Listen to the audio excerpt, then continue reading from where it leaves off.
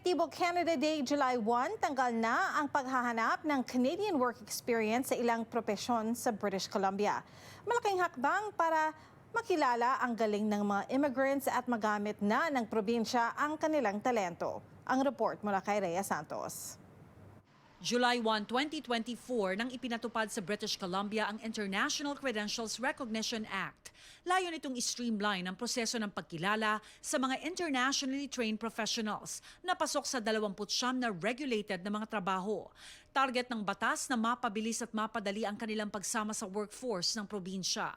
Bahagi ng mga pagbabago ang pagtanggal sa paghahanap ng Canadian work experience sa ilang propesyon. Epektibo nitong Canada Day, July 1. It's going to be a game changer because it was a catch-22 situation. So skilled professionals would come to BC, apply for licensing, but they were turned away because they had no Canadian work experience and they could not get a license. But how can you obtain work experience if you do not have a license? Matapos ang konsultasyon sa 18 regulatory bodies ng probinsya, 29 na propesyon ang makikinabang sa batas na ito. Mula engineers, accountants, guro, veterinaryo, abogado, real estate brokers at paramedics. There were a lot of barriers in obtaining licenses before this act. The process was not fair. There were higher fees charged to foreign educated professionals, and it was much slower and there was no transparency. After this act, it's much easier actually to get a license to work in your profession. Magandang hakbang daw ito para makilala ang talento ng mga immigrants na nasasayang.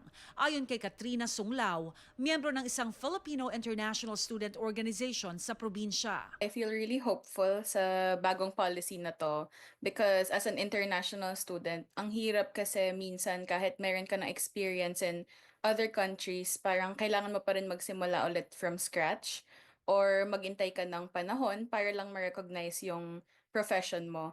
Kaya ang laking impact talaga ng new policy na to.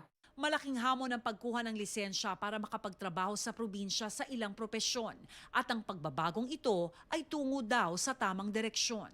I think it's about time kasi especially with the growing economy, kailangan mabilis din yung pag-adapt ng Canada. And as mentioned, I think it's a fair process for everybody and mas inclusive siya para sa mga newcomers in Canada. Ang mga regulators maaaring maglatag ng alternatibong assessment framework kapalit ng Canadian Work Experience Requirement o di kaya'y maghain ng exemption kung mapatutunayan nila na kailangan ng karanasan sa pagtatrabaho sa Canada sa ilang pagkakataon.